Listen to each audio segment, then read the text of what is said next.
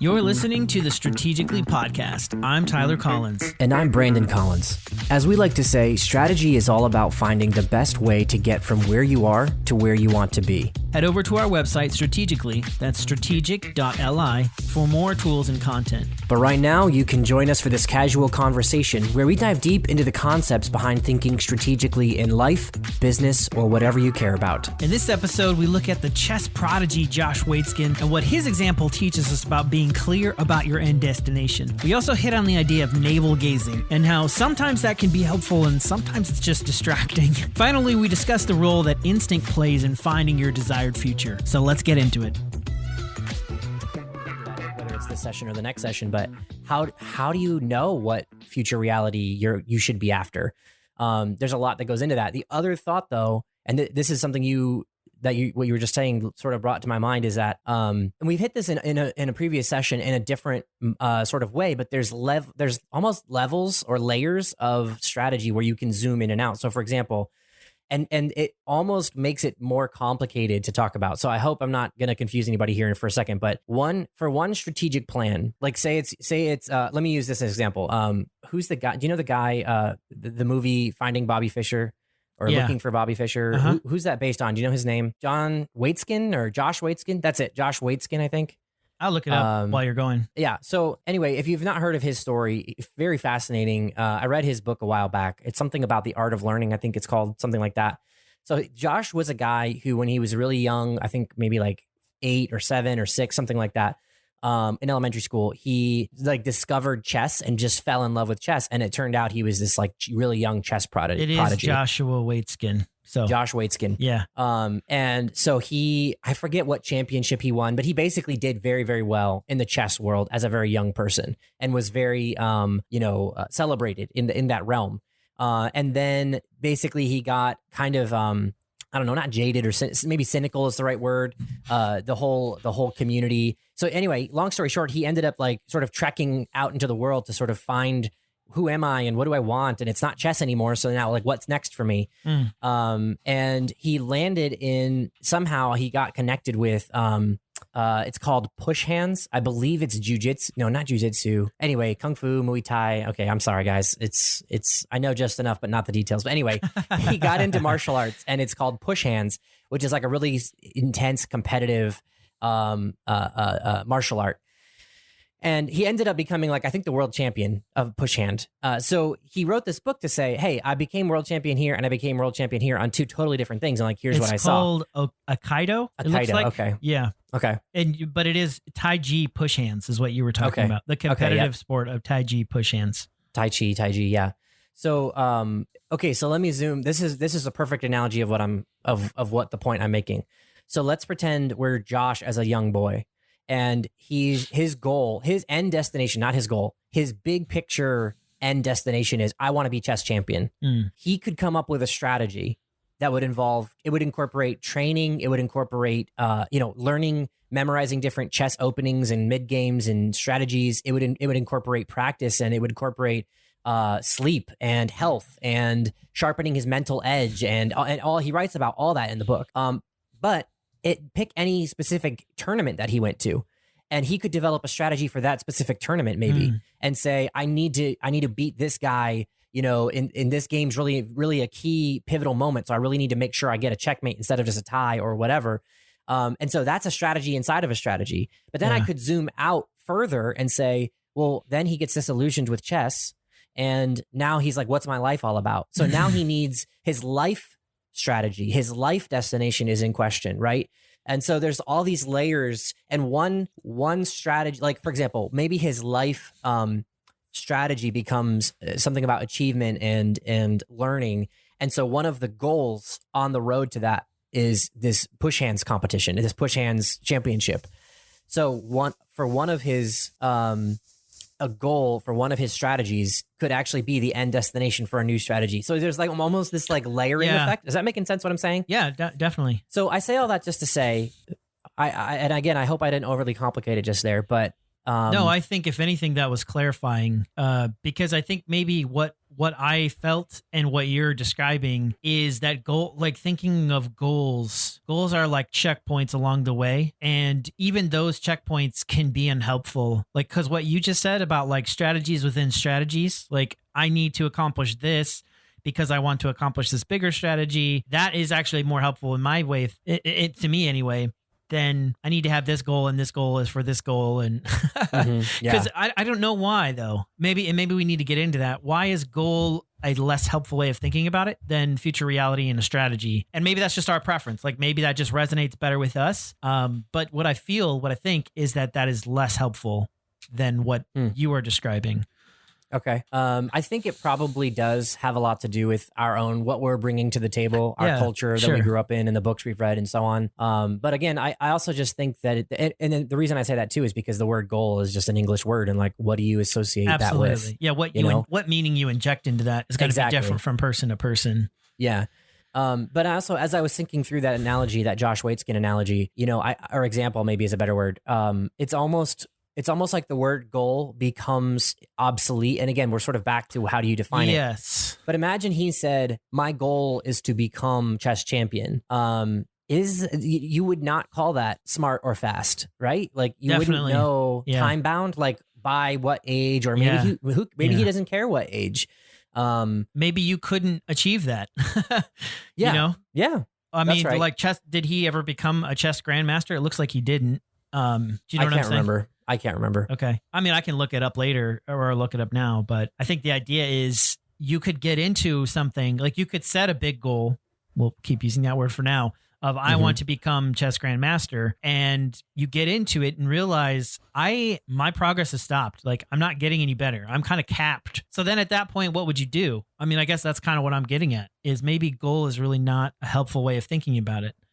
I think the goal here this is a clarifying what you're saying. I think what you would, and this is where this whole discussion began, and why this question of what's your end destination, what's your desired future reality is so vital, because you would need to jettison that goal and come up with a new one, but you would not be able to do that well if you did not have a consistent end destination. For example, maybe Josh would say, let me use a different example. Maybe your goal is let me use the salesperson example. I want to achieve X number of sales by X date. And you might choose maybe 3 different people choose that same goal, the same number, the same date for 3 different reasons. They're looking at 3 different desired futures. One of them wants to buy a home, and they know they're not going to be able to afford it unless they can make X number of dollars in, what do you call it when you sell something and you get, get a little bit of that commission. I need this many commissions, so that's my sales goal to get that commission. Another one maybe is like proving, I don't know, maybe it's like they've got some sort of relationship, and it's like, oh, you're never going to make it. I'm going to prove them wrong. That's my future. I'm not saying that's a good future, way to choose your future destination, but that's what's motivating them, and they choose that to sort of as a personal achievement. Maybe the third person is like, I'm after a promotion, and I know if I hit that, I'll, so. Now let's pretend all 3 of them realize that goal is not going to happen, that they're never going to hit that destination on time, or maybe they'll hit a certain point on time, but it won't be as far as they thought. They all need to jettison that goal, but then what comes next? They may all pick a totally different goal next because their end destination is different. Does that make totally sense? Different, yeah. So I think we've come back around to say goals really are helpful as checkpoints, not necessarily as the big thing, as the end destination. And I think the reason that is because good goals should be smart, should be fast. They should be things that you can accomplish in a specific amount of time that are very specific, right? That's what a goal should be. It is that framework of a GPS of helping you know, did you meet the mark? And that's why review. Yeah. Did you miss your turn? That's why review is helpful. Reviewing your goals is helpful because you need that feedback. Oh, I went left when I should have gone right. I gained weight this week instead of losing weight, because I'm checking my goal, which is I want to lose, 2 pounds a week or whatever it might be. Yeah. But that's not an end destination, losing 20 pounds. And so getting back to goals being unhelpful, again, like what you said, I think it begs the question, and I think this is what we're really hitting on, and we can wrap this conversation up here, which would be great. It begs the question, what after that? Whether you achieve your goal, we've been talking about people who haven't achieved their goal, but what if you do achieve it? Then what?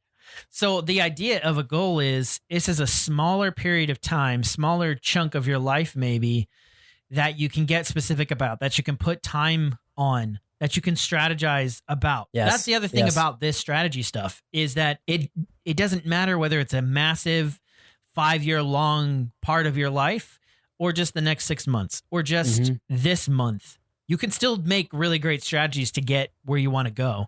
Yes, that's well said. And I think two things and then we can move on. So the house example of the sales guy, the guy who's trying to sell the house for sales, or excuse me, he's trying to make sales to buy the house. There we go.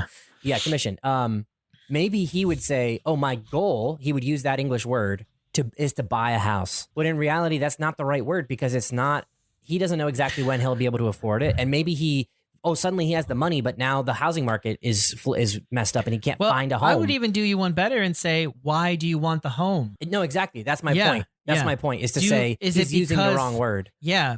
Like, I think that's another problem that I know I've seen in my life as well is not going deep enough with goals. And again, that's, I think, another downfall of this word goal, whereas vision, future reality is a better way of thinking about it because you don't want the house because you want a house. You want the house because you want a place to live, or you want more space for your family, or you want to live in a certain location that's closer to better schools because that's something you value.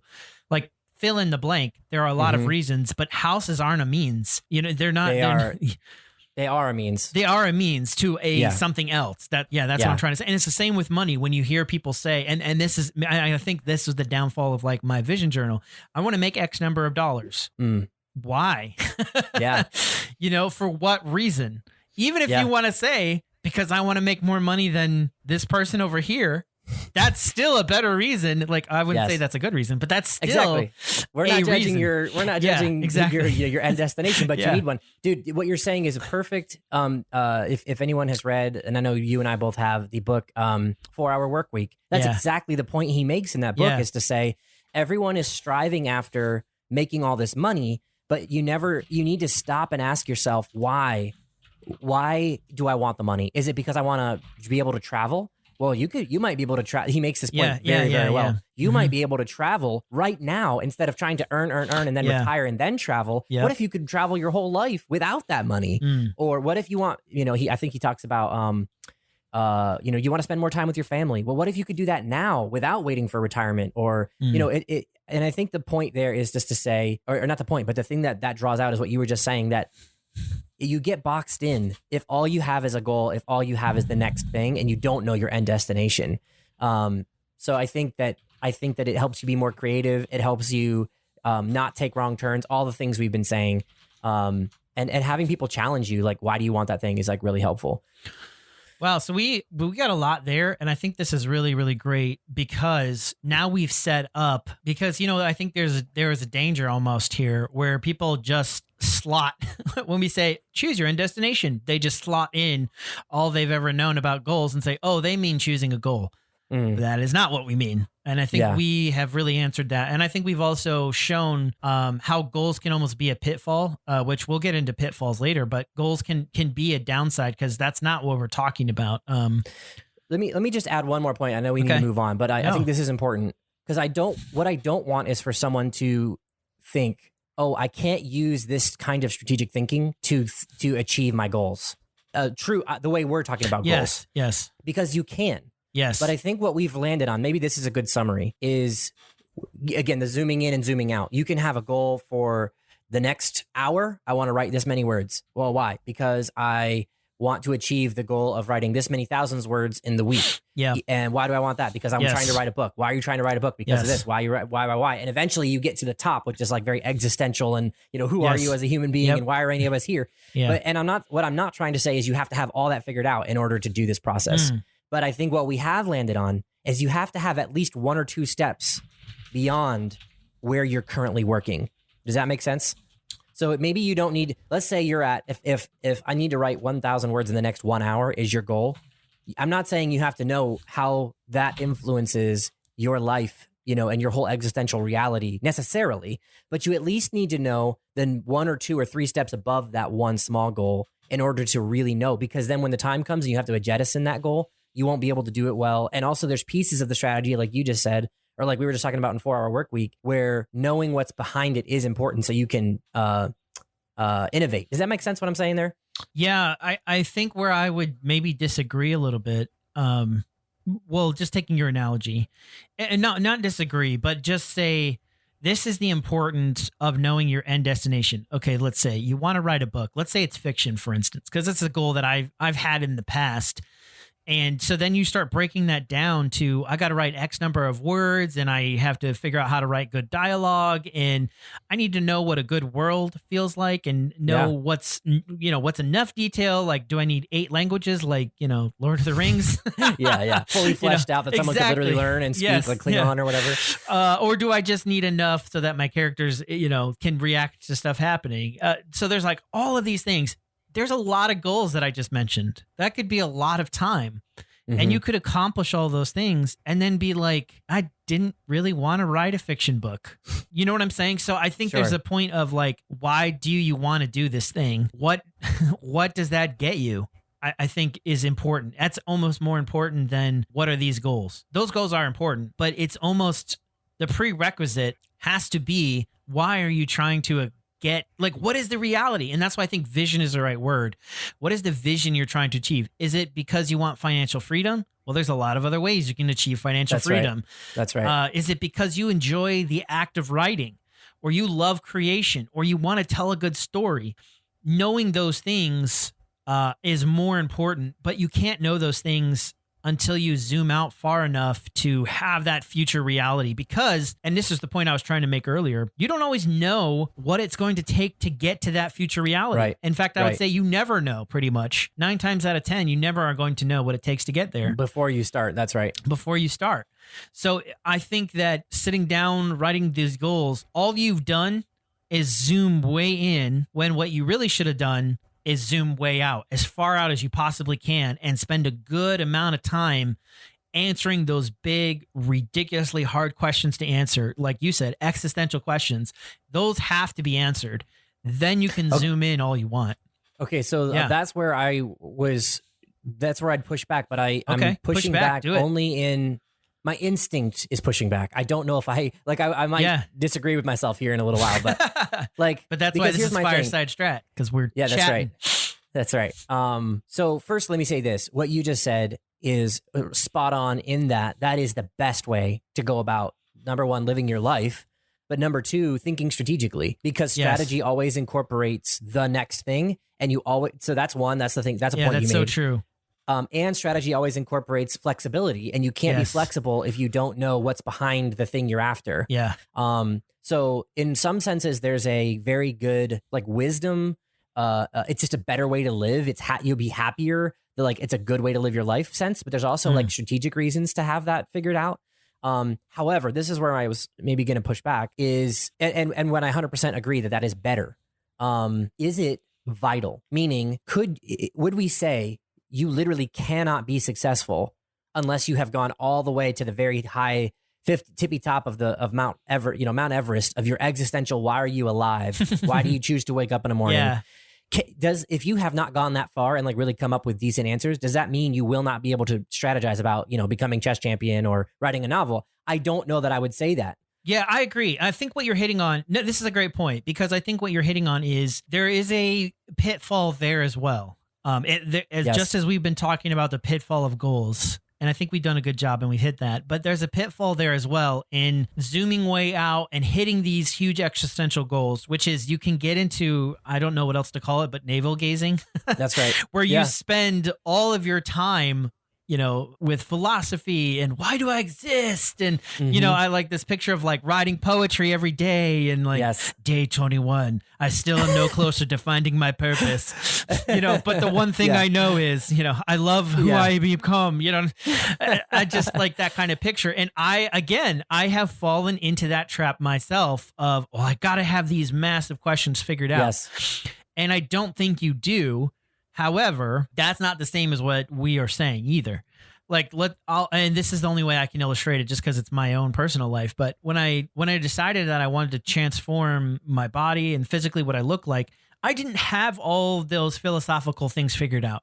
I didn't say like, oh, that's not really who I am as a person. That's not a part of my core. I have kind of figured that out along the way. That part of who I am is, maybe not part of who I am, but how I think about myself is that I am an athletic person who is in shape. That's how I think about myself. So if I am out of shape and I can't be athletic and I get out of breath just chasing my kids around the yard, now I'm in dissonance, and we'll get into this later on with how I think about myself. Yes. So those are questions that I've answered along the way, but didn't answer up front. But the one thing that I did know, the like baseline that I had is, I need to change my body because it's affecting my life in ways that I don't like. That was probably about as far as I went.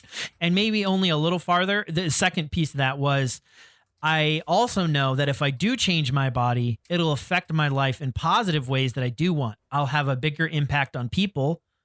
This was number one. This is going to sound weird, but I'm just being real transparent. I know that when people look at you, they see certain things. And if they see, oh, there's a fatty who can't run. They just make being snap honest, judgments. They make snap judgments. They think, oh, he must be lazy, or he can't discipline himself, or I don't like looking at him. You're going to lose influence with people. Yeah. And I knew that I wanted to have an impact on people. I knew that I wanted to be able to influence people. And unfortunately, or fortunately, depending on how you look at it, I think it could be depending on the case, that like how you look is a part of it. There's so many YouTubers who are only successful because they are good looking. Their content is crap and what they say is ridiculous, but they're good looking, so people watch them, So that's a part of it. And that's probably as far as I got, but that was enough for me. So to your point, I think that there is a point of, you can go too far with it, and you might not have all those answers right away. And it will probably take some time to fill in a lot of those gaps. But I think there's a baseline that you have to really get the ball rolling and get moving. And I think that is what I would say is get the baseline done. Now we'll have to define and probably get more specific about probably what that looks like and how far is far enough and how far is too far. I think those are questions we can answer. But I think that sort of answers your question, right? Yes. A couple things on that. So one is I just read, well, I say just, it was probably a few months ago now, but, and now I can't think of the name of the book either. Anyway, the point of the book was talking about, the author was pushing back on this whole idea that you need to pick who you're going to be when you're young and then stick to it forever. No, not diversity. Nuts. Is this sounding familiar? Yeah. What I'm talking about? I remember you telling me about it, but I didn't have it Let me look it up because I think it'll be helpful and useful to put in the show notes and for the listeners. And it won't take me long to find it real quick. But his whole point, hopefully I can talk while I'm looking this up. His whole point is just to show that, number one, people who try to do that, who try to do the navel gazing for like a really long time, and then they think they've come to like, oh, this is it. This is the answer of who I am. There's all sorts of reasons that does not work out well. Range. It's called Range. Why Generalists Triumph in a Specialized World. David Epstein. That's the author, David Epstein. Highly recommend it. Excellent book. Really pushes back on that whole idea of like, as a classical musician, if you haven't started by the time you're 4, you're too late. Don't even worry about it. Like, don't bother. He gives so many different examples, and it's just very fascinating. It was actually very encouraging to me because I see myself as a generalist. More than a specialist. So anyway, let me not get too much down that path. But one of the things he talks about there that was really something I had never come to grips with, because I have very, very much been a disciple of a convert of the come up with your one life statement and then that's it for the rest of your life. For a long time, for many months and even years. And the thing that he said that really resonated, I knew it was true the moment I heard it in the book because I was listening to it on Audible, in case you're wondering. Also not a sponsor. Maybe someday.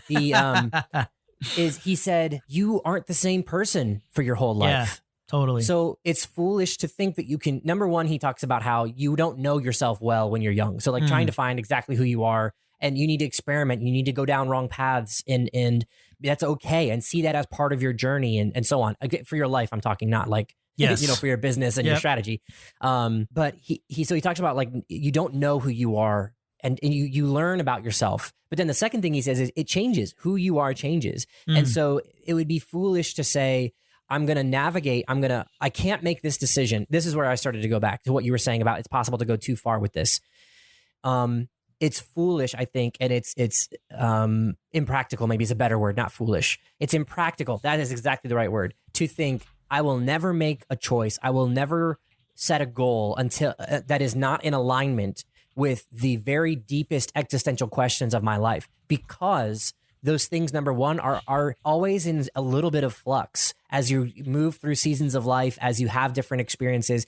And so then here's why I say it's impractical. It is possible to that statement I just said, I'm never going to make a choice. I'm never going to aim for a goal that's not in alignment. That's not impossible if you spent all your time constantly checking in and saying, wait, am I still the same person I was last month? Am I, is that still who I think I am? I want to jump in here and say that is a really important life skill, and it's an important thing to schedule into your day. Yes. I know where you're going to go with this, and I don't want to stop you because I think you should go there, but some people never do this. And there's a point of saying if you are never doing this, and if you've never done this, you need to start building this into your schedule. Something that I do for work, especially, is every Monday morning, I check my strategic priorities, because I need to remind myself again of what I'm trying to accomplish before the mundane things of email and this person walked in my office and I have this meeting. Before those things overwhelm me and drag me off course, I need to remind myself of what am I really trying to accomplish here? So that's important. But go ahead with the rest of your point. Yes. So the point is you need some of that. And I think that's what you were sensing and driving at earlier in our discussion is it is also not healthy. Yes. To not have ever done it and not have any idea who you are. Yeah. But my point was to say, if you literally woke up and spent hours and hours, whether it's every day or every week, yes, I think it is probably possible. You would develop that skill and whatever. But how much time would you then be wasting? How much actual difference in the world could you have made with the time that you spent? And that's where navel gazing is the perfect phrase, because that's like, now you're just a navel gazer. Now you're just staring. By the way, navel gazing, I had not heard that word until just a few years ago. That's and so I did funny. not get it. Basically, it just means you're staring at yourself. You're looking inwardly all the time. And you never think of other people. You never think of what's outside of you. And so I don't think it's practical. I don't think it's a helpful way of living your life. And the last thing I was going to say, and this is going to come up. I don't know that we've really gone into this, and I really like where we've landed, but I don't think we're going to get into choosing how to choose your destination in this session. Probably, maybe we'll start it, but this will come up. This is what I started to say. This will come up in that session. Yes, that section. But the point I was going to make is I think we all have a certain amount of intuition about existentially who we are. Whether or not that is accurate is another question, but we all have sort of a gut instinct. Like, I think that's what I heard you talking about when you talked about, your body transformation focus. And you didn't need to necessarily drive that all the way to the tippy top of Mount Everest existentially, because you just knew, you just had a sense like, yes, that is in alignment with who I am. And that does line up with my deepest goals. And that process only took me probably 2 weeks. Now, you could probably argue that I had been thinking about it for much longer than that. And there were a lot of other pieces to it, but the actual intentional piece of that, of me deciding okay, I'm going to lose weight. I'm going to get in shape. I'm going to get fit. And why do I want to do that? Because I knew why was going to be important, because I'd tried to do it other times and it had failed. And I knew the reason I'd failed is because I didn't have a big enough why, that my motivation would just peter out. I mean, you guys all know, in January, everyone joins the gym. In February, everyone's gone. That's why I joined the gym in February. You waited for the True rush. story. I did. So I knew that. But the actual time of me knowing, a feeling maybe is even a better word, a feeling like, okay, I need to change. I want something different for myself. And then landing at the baseline answers to my questions was probably only about 2 weeks. Now, granted, there was a lot of work in those 2 weeks of having conversations. Like you and I talked a lot about stuff during that time. I talked to Dad a lot about stuff during that time, talked to my wife a lot, talked to some friends. There were a lot of conversations with other people, a lot of conversations with myself. Okay, not really, but you know what I mean? Yeah, self-talk. The sitting down, the thinking through, I didn't do any writing. A lot of times I do, but I didn't for that. I think because I wanted it to be different from all the other times, and all the other times that's what I would do. Sit down, write out my goals, vision cast, all those things. And this time I was like, no, I'm going to not do that. I'm going to do this differently. So not that you have to do it that way, but that's just what I did.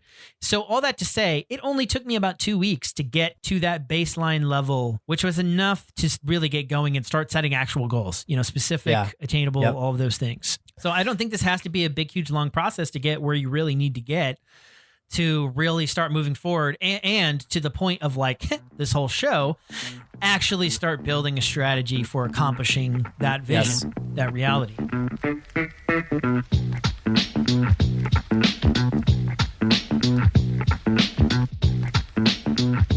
Well, that's all for this episode. We hope you enjoyed it. If you'd like to hear the rest of this conversation, make sure to subscribe so you get new episodes as they're released.